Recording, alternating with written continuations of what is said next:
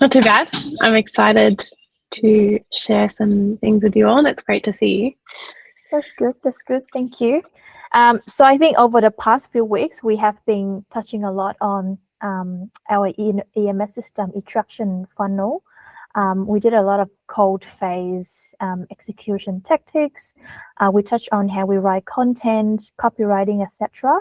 And I think content and design is a really important part of content, because if your copywriting can help the audience engage with your content, but the visual cannot capture the attention, then it's a bit hard to attract them to your content and continue to read it. That's why we have Tiana here. She is one of our account managers at Social Star. I have been mentioning her name a few times in our calls, so it's time to put the face into the name. So welcome, Tiana. Thank you so much for taking the time to be here today to provide some insights and experience you have with Canva as well. So do you want to introduce yourself and start the session? Absolutely. Thanks, Pelly. Thanks for the very flattering intro. So as Pelly mentioned, I am an account manager at Social Star. I've been here for just over 2 years, and being an account manager means that I basically manage a portfolio of marketing and branding accounts, and Social Star works with predominantly information professionals, so doctors, lawyers, people that are very good at what they do. And Social Star does full funnel marketing, which I'm pretty sure Pelly would have mentioned, which means we do everything from brand, which is sort of the center or the base, all the way up to ads, which is sort of the far reaching, how we actually grow and scale brands once we have that foundation nailed down. So as you can imagine, that keeps us pretty busy. We have lots of different areas that we touch, anywhere from content creation, design, which I'll be talking about today, events, email comms, funnels, automation, website building, you name it, we probably do it. So it's pretty broad, but today I'm going to focus in on design for you guys. I'm pretty sure Pelly has talked to you a little bit about content creation already and copywriting. So yeah, I'll get stuck into it and bring up my slides and I'll walk you through a bit more as we go. Also, I have some fun interactive activities towards the end where you guys can put what you've learned into practice as well. So that'll be a bit fun. Okay, that's me. Wow. Design skills with Tiana. Here we go.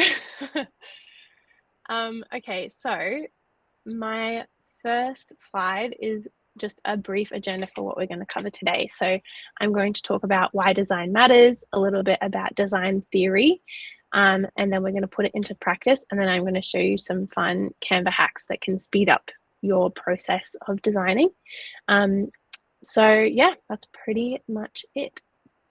And also Pelly will send you through this presentation because I have a couple of links in here as well after the session.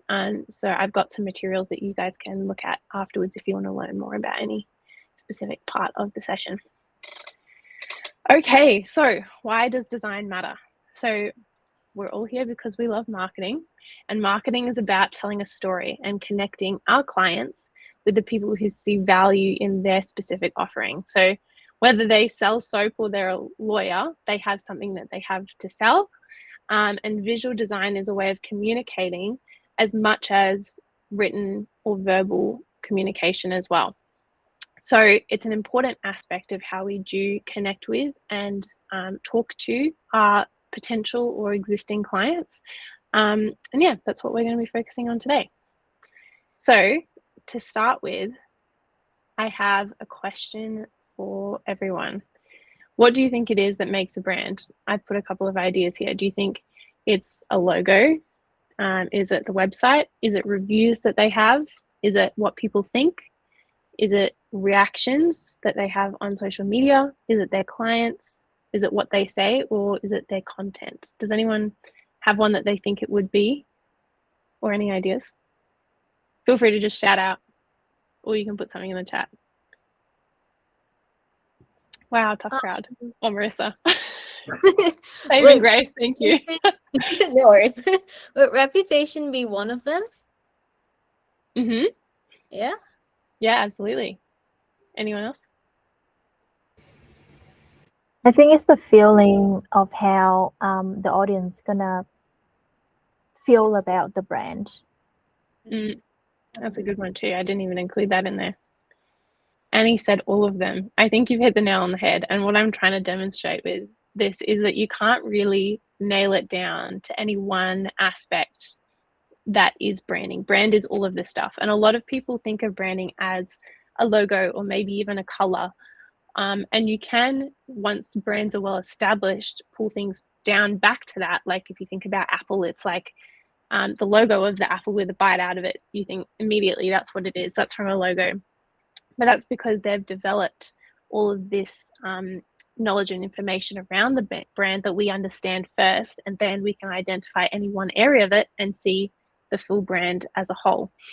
So great answers, everyone. And it's like Pearlie mentioned, there's a lot of things that I didn't even mention on here, but this is just a quick overview. And so design sort of infiltrates its way through a lot of this. So you see design in the logo, you see design in content that you put out on the website, in how you communicate with your existing clients and how you talk with people that aren't your clients yet. Design sort of infiltrates a lot of this, and it's how you can articulate your brand to people, and it should change depending on the context of who you're actually talking to as well. So my next slide, it's all of those. So they all influence each other. And if you're consistent, your brand will feel professional and trustworthy. Whereas if your design is messy, or all of the different aspects are messy and they're not connected, the brand feels confusing. And it's sort of like you're redefining what your brand is every time someone comes in contact with it, if they're not all tied together cohesively. And so that's why visual design, as sort of the main way that people interact with your brand visually, is really important. And it's one of the tools in the toolbox to make a brand compelling, consistent, and clear. So that's a little bit about the why. Does anyone have any questions about this, or ideas or thoughts that I've provoked? I'm really keen to get you guys talking, so please shout out if you have any thoughts. Nothing? Okay, cool. I'll keep moving. Awesome.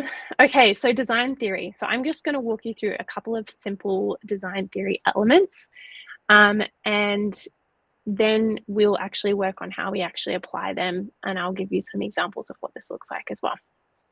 So number one is contrast. So if you look at this little design here, can you tell me with this one where your eye is drawn? Which I would say that the big blue. Yeah. Yep. Yep. And then with this one, what would you say, Pearlie? I look at the blue things as well. Yeah. Yeah. Because it's the brighter color, right? Mm. And so that jumps out at you. So you can see there's a lot of things in play with this one. Do you mind muting, Pearlie? Sorry. Oh, sorry. That's okay. But you can see the brighter color, or the one that contrasts more, no matter how it's actually laid out, is the one that jumps out at you more. So contrast is a brilliant way when you have designs, and this is very common when a client asks you to do design and they give you a lot of information or a lot of bits and pieces that they want on the design. Contrast is a really easy way for you to highlight what actually needs to show up in the design. So yeah, this is the first sort of example of a design element. And I think the funny thing about design is that a lot of this you pick up on intuitively. This is just how humans' brains work, right? You pick the blue color because it's the brightest. That's what catches your eye first. So a lot of this stuff you guys will know intuitively, but it's just about understanding it and pulling yourself out of that sort of intuitive way of observing and actually identifying what it is that's actually behind the way that you see and observe things. And once you can understand that and separate it, then you can very consciously reapply it back into how you do design in a very clever way to create designs that are compelling and that they work. So for example, if you're doing social media images or graphics, using contrast is a great way to highlight maybe a call to action button, which means that you're more likely to get a follow through. If someone sees a post, they're more likely to click through and do the action that you're trying to get them to do. So playing around with this, and once you get into like higher volume, like if you're doing a post for a big brand, they'll A/B test content with very exactly the same graphic, but maybe a different color for each CTA button. And you can get very scientific about how this actually works and how it converts. But for our purposes now, you're probably working with a little bit smaller clients. And it's just really good to know and apply this to the best of your knowledge as you're doing design. Yeah, any thoughts or questions? I'm just going to keep on moving through, but feel free to chuck something in the chat if you've got anything to add or any questions as we go. Okay, so white space. This is another one that's really interesting. So where there's empty space in an image, your eye is drawn there. So you can see this think before you speak graphic. They've got this nice little circle cut out in the middle here. And then they've got the before you in there. And you see how that space sort of draws your eye, especially because it's in the middle of the graphic as well. You're sort of pulled in, even though the other words are very big.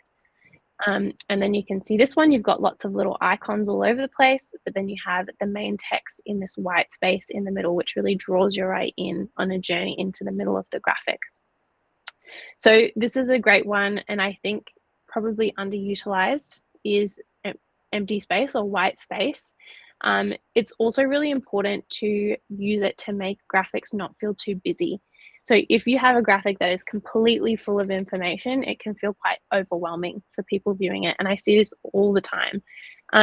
So if you can create empty space around the main elements that you want to be highlighted in a graphic, it'll make it more compelling. And basically, design is really just helping people to focus on what you actually want them to focus on in a graphic. And so all of the other elements like imagery and that type of thing are just tools to help you to convey a message. And white space is a brilliant way to sort of create space for that message to sit in, if that makes sense. Awesome. The next one is proportions. So this is a really great one, and this shows you what is important. So when we talk about hierarchy in an image, that means basically using graphic design skills to actually highlight what is important and to minimize what is less important, or what order you want people to read something in. So in proportion, you can see if something's smaller, you kind of perceive it as less important as the bigger thing in the graphic. So you can see this take place even in this slide here, very simple. Proportions is the big text, right? And then I've said here, the explanation of that is shows what is important. That's supposed to be is, that's funny. But you can see how it guides you through the order in which you're supposed to actually digest information. And so again, it's just your way of actually communicating with the people looking at the graphic in what order they're supposed to process the information so that it makes sense. I don't know if any of you have ever maybe been scrolling through LinkedIn and seen a graphic and like read the wrong thing first and just been like, what are they talking about it? And I swear you have to look at it for like a couple of minutes to be like, wait, what's the right order for this? And that's a brilliant example of when they haven't used visual hierarchy well, or proportion, and they've used the wrong word, they've made the wrong word a brighter color using contrast, for example, or they've made it too big. And so it just disrupts the way that you digest the content. And very quickly, when you don't have the context around what they're saying, it becomes very hard for you to actually understand what the graphic is about. And that's all it takes sometimes to just lose someone when they're scrolling through LinkedIn or whatever. So the other thing to remember in design is that you in your mind have all of the context on the client. So you know what's going on, you know what you're trying to convey, and you know the context or the industry of the client that you're working on. And so it's important to understand not only the industry, but also understand that you have all that context and you want to be able to basically like take a step back from your understanding and try and look at it with fresh eyes, put yourself in the shoes of a client or a prospective client. And I find this really helps me to even like define who it is, give them a name. So say John here is looking at this post for a physio. He doesn't know anything about this company. What would he think at first glance looking at this graphic? And that's a really easy way to pull yourself out of design or tweaking little bits and pieces and actually see the piece as a whole, and if it's actually being effective at communicating what you want to communicate. Yeah. Okay, so that is proportions.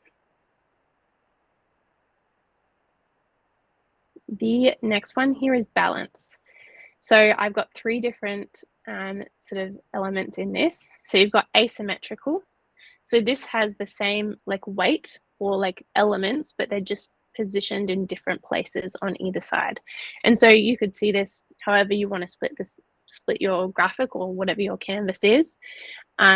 So asymmetrical is when you have elements, but they're in different places on both sides of your graphic. This is very conceptual, but you'll begin to sort of see what this looks like when we have an example later on. And then you've got symmetrical, which is when each side is exactly the same and it looks mirrored, it looks exact, and it looks very balanced and perfect. And then you've got unbalanced, which is where one side has more content and the other has less. And again, you can use this to your advantage. So you could see that if I go back to this one, you can see even though that there's spaces that have less content, it's overall balanced because you've got content up here and content up here, but you've got equal amounts of white space on either side, and then the middle is empty across the horizontal, but you've got stuff in the middle. Do you see how that's sort of, it's asymmetrical, but it is balanced? And this one is the same. It's asymmetrical, but it is balanced because you have the same amount of content on each side, but it's just skewed differently. Does that sort of make sense? Yeah, I'm seeing some nods. That's good. And I think once you sort of define these rules, you'll find yourself, and I encourage you to look through design, look at websites, look at graphics, and you can start to diagnose these things and see them. Like I can guarantee you the first time you looked at this post, you were not thinking, hey, that's asymmetrical. But once you begin to define these rules in your head, you can actually start to see them in all of the content that you sort of consume in your day-to-day. So yeah, that's balance. And these create different feelings as well. So if you have symmetrical designs, it makes it feel in order, it makes it feel professional. If it's asymmetrical, it makes it feel a bit more artsy or intriguing. And if it's unbalanced, generally I try to avoid an unbalanced design because it sort of makes you want to put your head on one side or something like that. But that also does convey a feeling of a little bit of discomfort. And if that's something that you want to convey with your design, then that's a good tool that you can use to do that. And a lot of this stuff, again, it's not something that you consciously notice. It's just something that influences the way that you actually consume the content that you're looking at. Okay, I think, yeah, there's two more to go. So alignment and spacing. These last two are sort of a culmination of everything that we've talked about. So you can see that this one here looks messy, and that's just because all of these pieces are spaced differently. There's no even gaps.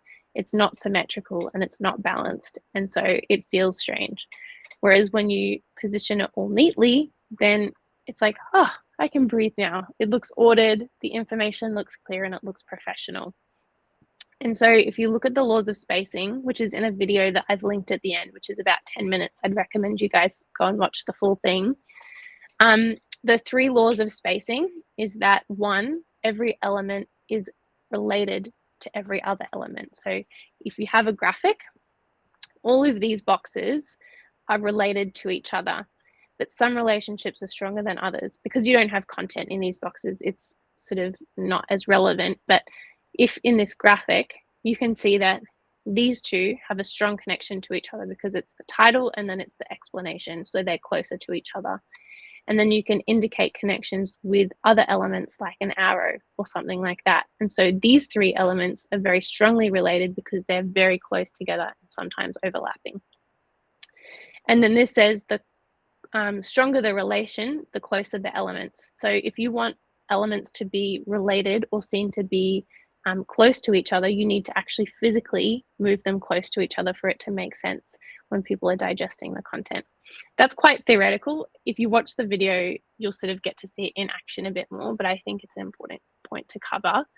And when you're creating graphics and you've got text and you've got icons and you've got different elements, it's really important to make sure that you are actually moving the parts that are related and important close to each other so that, again, people can digest it in the order that you want them to. Yeah, so that's alignment and spacing. And then the last one is the rule of thirds. I'm sure you guys would have heard of this. They talk about it in photography. They talk about it in design. And this is just a good framework for aesthetically pleasing design. it's used everywhere, but it's just a very, it appeals to the human eye is basically how I would explain it, and aligning things on a rule of thirds. So this is an example of a graphic where you've got the image on one side and that sits along this axis, and then you've got the content over here. It sort of combines all of those different elements that I talked about before. You can see that it's balanced because, again, this is sort of faded down here. The main subject is here. So you can see that, again, across a symmetrical plane, you've got weight here and you've got weight here, and so it's balanced. And then you can see, again, you've got a good use of hierarchy here. So I look at top 100 beauty buys. You can see that the 100 is slightly darker. So I know the main topic is the fact that it's beauty buys. The is a bit smaller because it's not as important to the context. And then you can see this main text down the bottom is much smaller because it's just the content, but it's very close to the heading. If this content was all the way over here, I'd be a bit like, what's the connection? Like, this is a bit strange, which is why it's positioned here, is so that it flows on naturally and my eye knows where to go immediately. So you'll notice if you look at this for the first time, you're attracted to the text first, then you probably will see this, you'll go to the image first, and then you would actually go and digest this content because it's going to take you more time. So just observing how even you yourself look at content and digest it, you can actually get a better understanding for. Most of the time, it's pretty normal. How you digest content and how your eyes perceive things is the same as most other people. It's just how our brains are wired. Yeah, okay, so that is all of the theory. I know that was a massive dump of information. So what I'm going to do is I'm going to put, where am I? I'm going to put a link in the chat to a Canva design. Now, I want you guys to open this in your browser and make a copy of the design. Please don't edit the design I'm giving you, otherwise you're all going to be trying to edit the same one.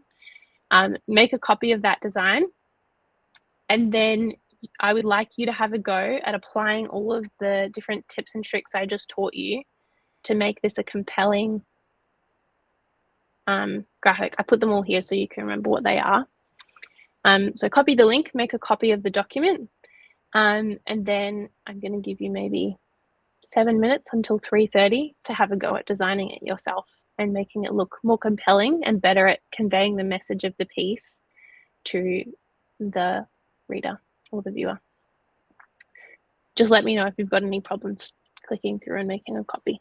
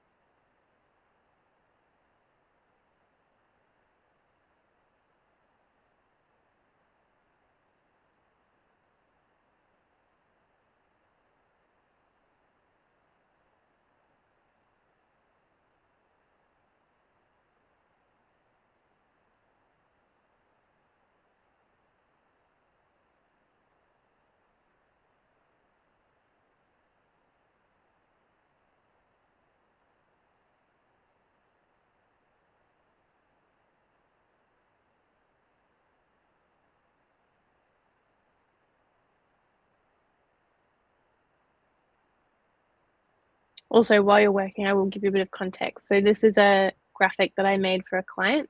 His name's Adam. You'll see him in the picture in the checklist book. So this quiz that he built was one for business owners to do to get an idea of how ready their business is to scale on an operational sense. So his main offer is the finding out the business scalability with the quiz, which is free. And then you can see the images there is a snapshot of the results that they get, and then also a snapshot of the checklist that they get given once they complete the quiz.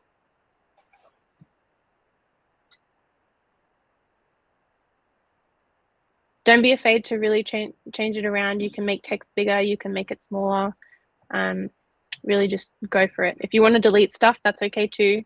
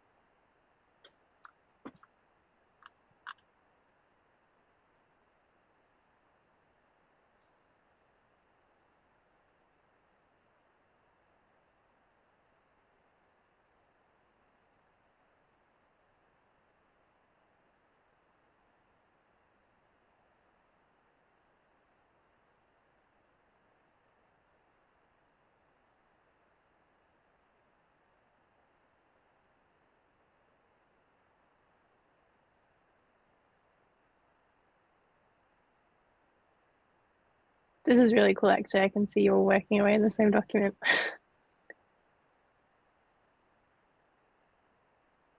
I'm seeing some pretty good looking designs in here, guys.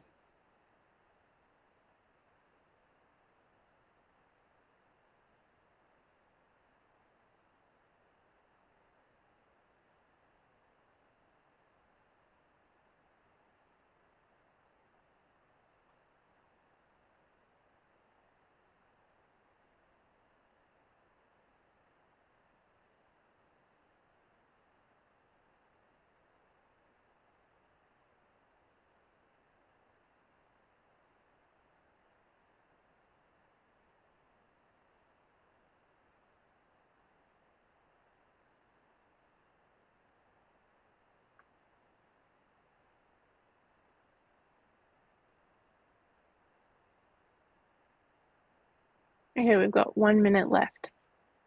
So make your final polishes and then we'll move on. Also, I'm not going to show them to everyone, so don't stress out about that. I just think it's a good exercise to have a play with it.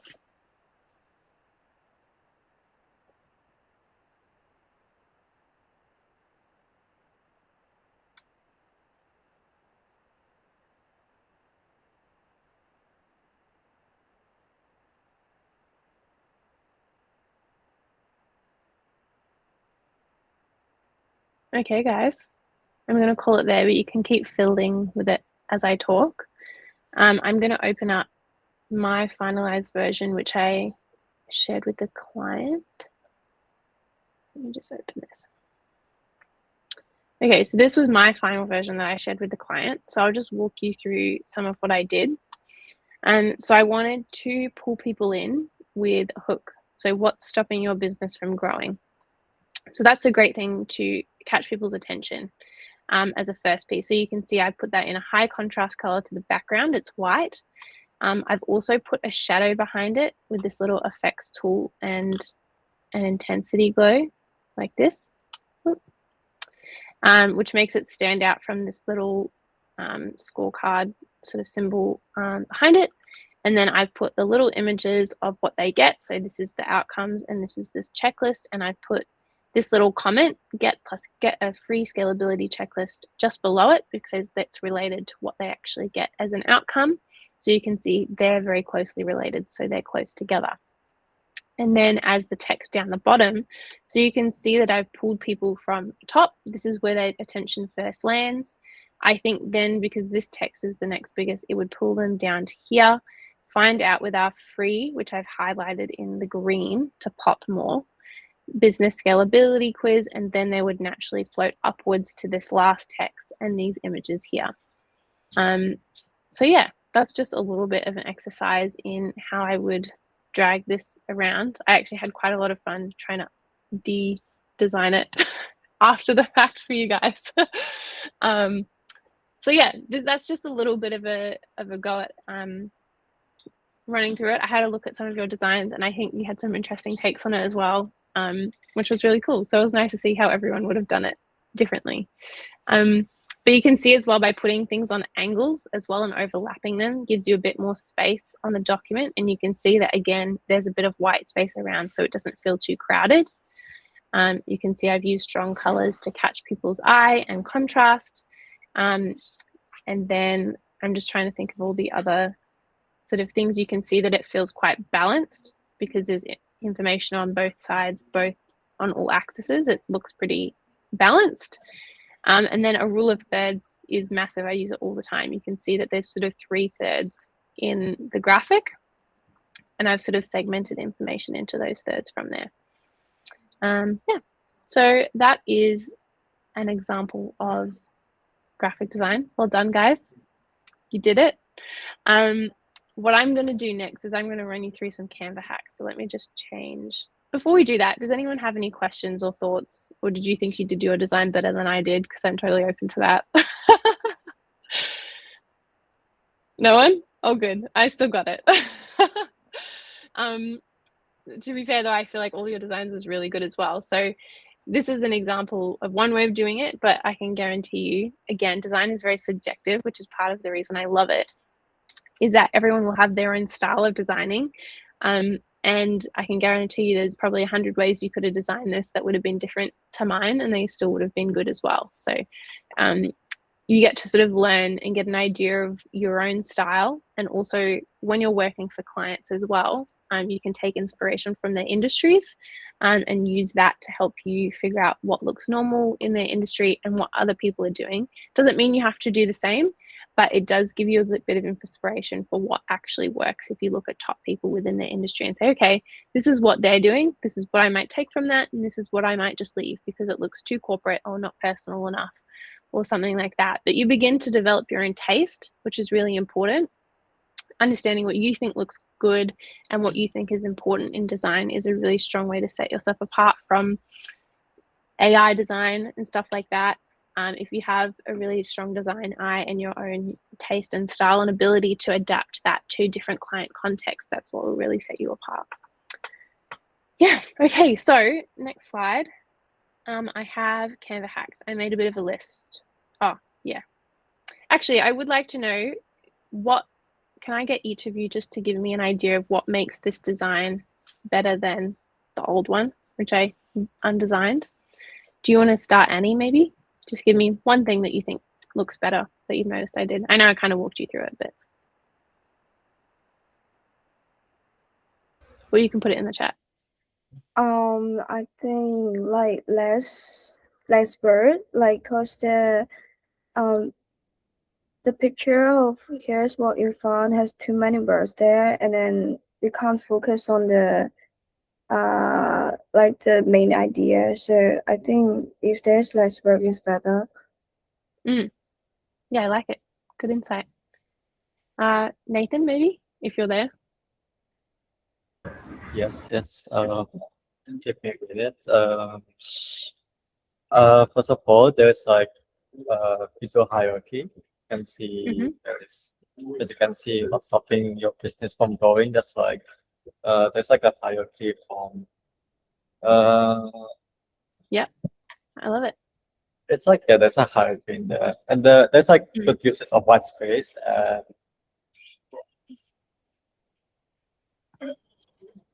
And I studied design, but I don't know what else to say. No, they're great insights. Thank you. I feel like I'm fishing for compliments here. This is really funny. Kathy? The old one looks like kind of cluttered. Like I can't like focus like what you're trying to say, but like the final design, like there's like a flow, like Nathan mentioned, there's in hierarchy. So yeah. Yeah, love it. Jasmine? I think it's quite well balanced. Like you've got the top heading and then you've got an example of like what the business does, and then you have like a call to action to like find out more, and then to get it feedback for it. Brilliant. Thanks, Jasmine. Marissa? For me, I like how the here's what we found is a little bit tilted. That actually caught my eye first. And the big title, because it gave like a little bit of a I don't know, it just stood out to me. I like how it's a bit more, there's like a flow to it, as in how to stop is like the title, then followed by the results, and then you stuck in a little free scalability checklist, which was really nice. So I found like there was a bit more flow on this design.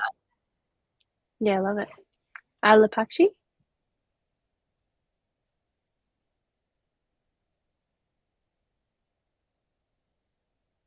You might not be available. That's fine. I think Joy's dropping in and out, so I might skip over her as well. Adnan, do you have something to add?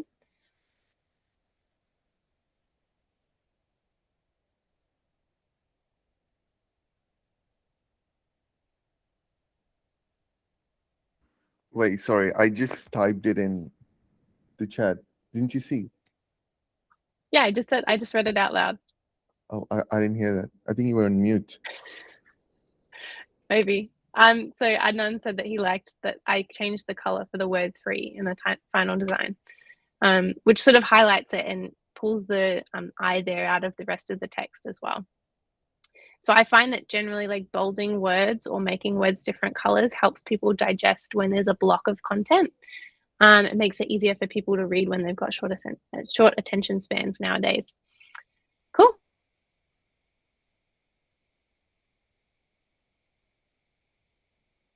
You unmute, Tiana.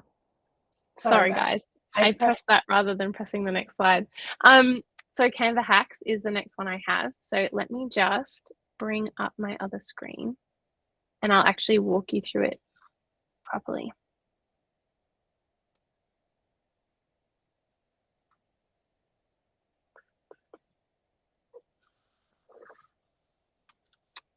Awesome. Okay, cool. Let me just drag this up here so I can work on it and still see the list. Okay, so let me add this in and do like a different version of this design. So if I wanted to make it feel a bit more personal, I might grab, oh, he's not in there. Hold on. I might grab, so I'll grab revenues brand kit, which has all of the information about revenue in it. And if I jump down here, you'll see I've got a bunch of images. So I might say, okay, let's grab maybe this funny image of Adam here.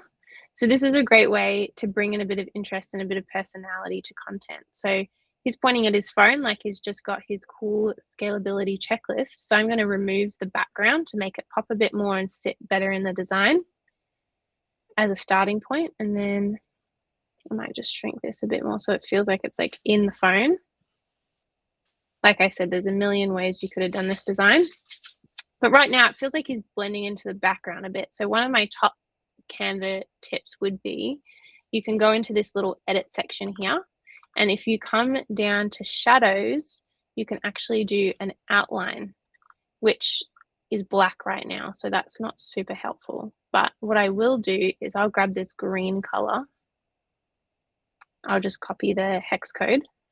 And then if I jump back in here, I can put the hex code in here. And can you see how that really just makes him pop more? Oh, my screen's being really glitchy. But there you go, you can get an idea. So immediately you're bringing out more of that brand green, and you're making him pop more. And all of a sudden I'm like, oh, I can see the person behind this brand.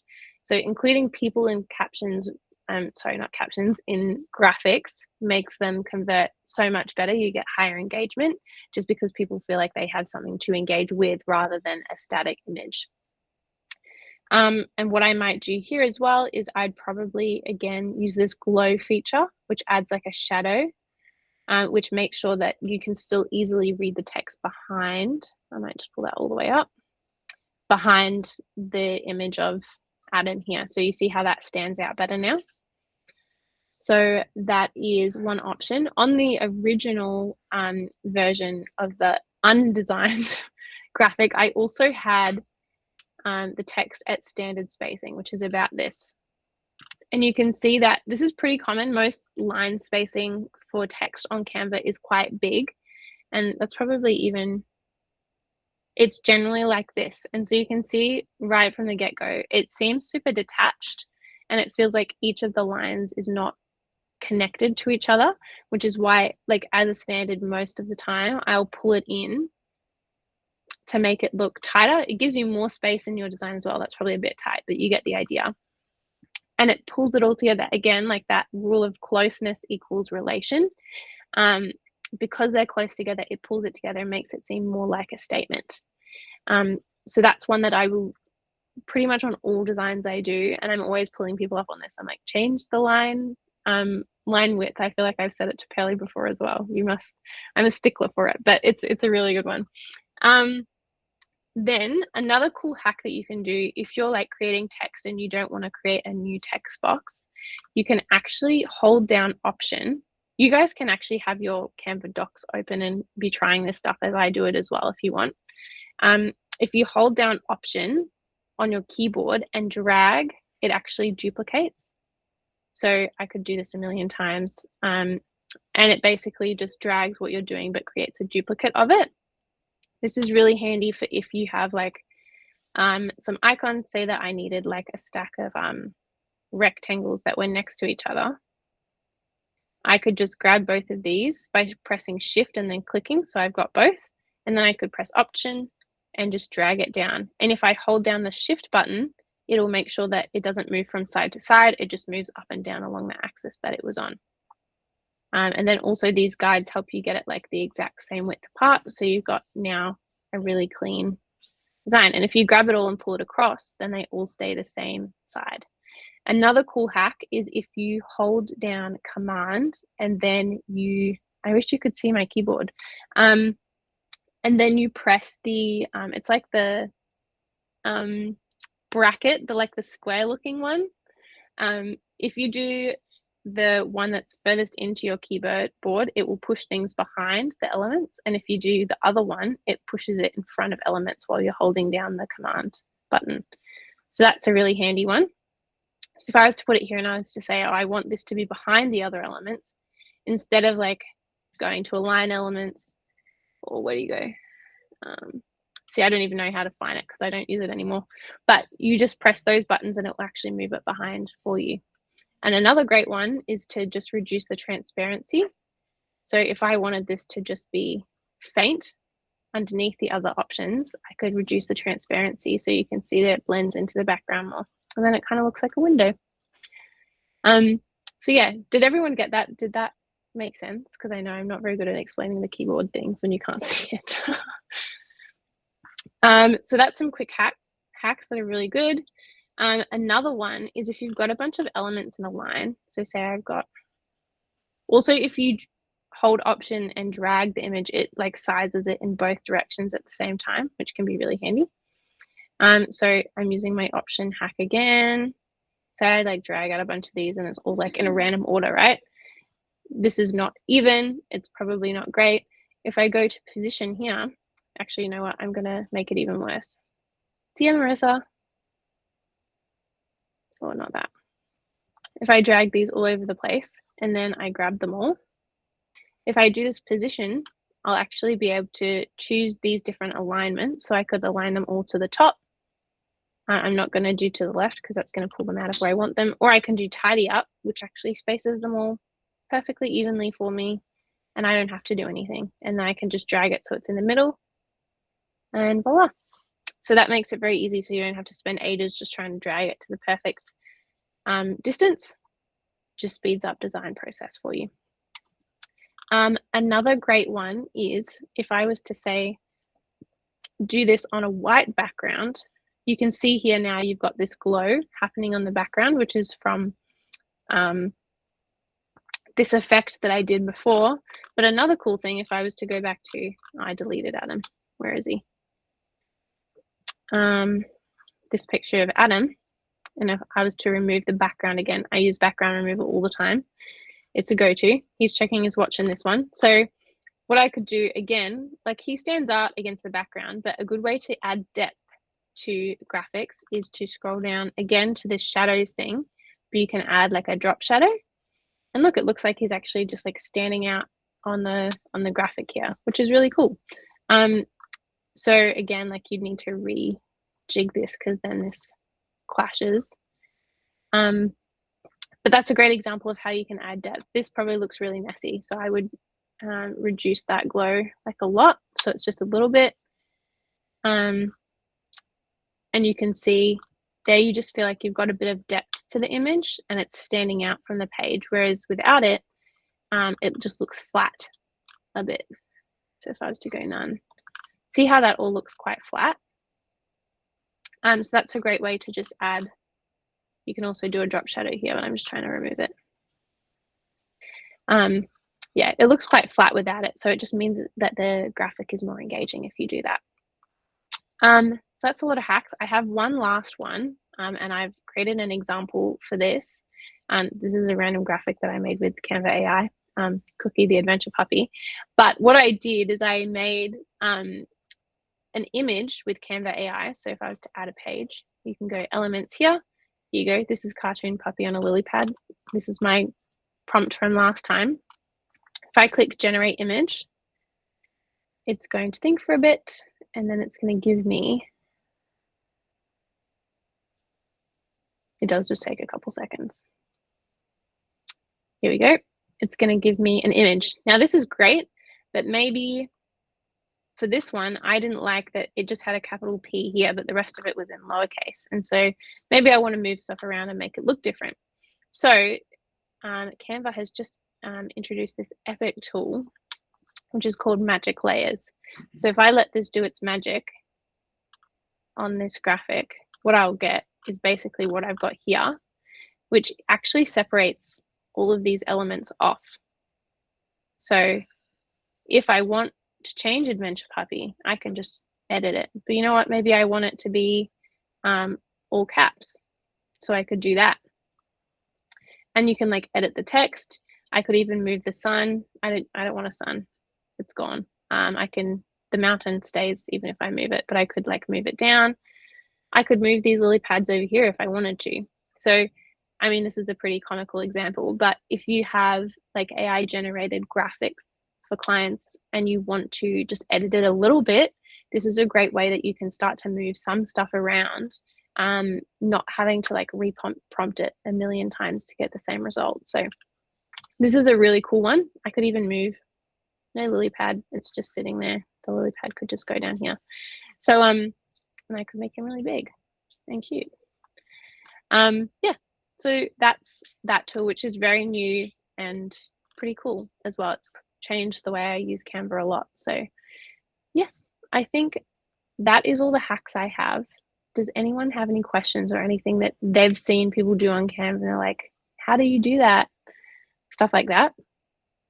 If not, that's fine. We'll finish up. No? Okay. Let me jump back to the presentation.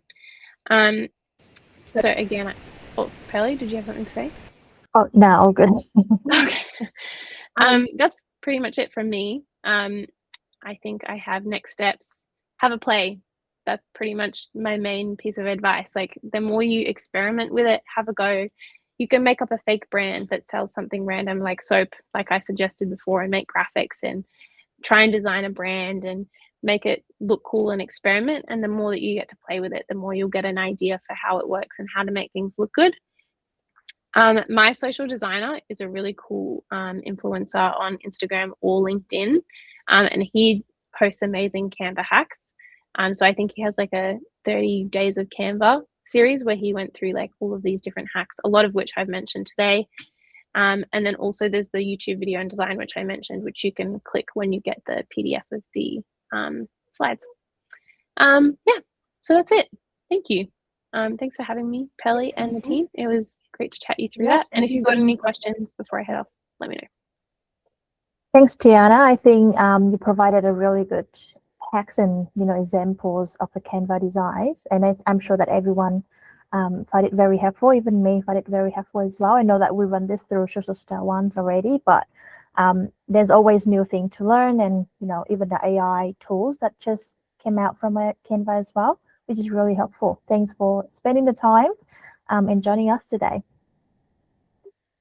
No worries at all. Thanks for having me. Oh, good. Is there any questions from you guys? All good? Alrighty. I'm glad that it's recorded so that we can republish it, and then it will be shared to you guys so that you can have a look afterwards as well. Thanks for attending, guys. Bye. See you. Thank you. Thanks. Bye.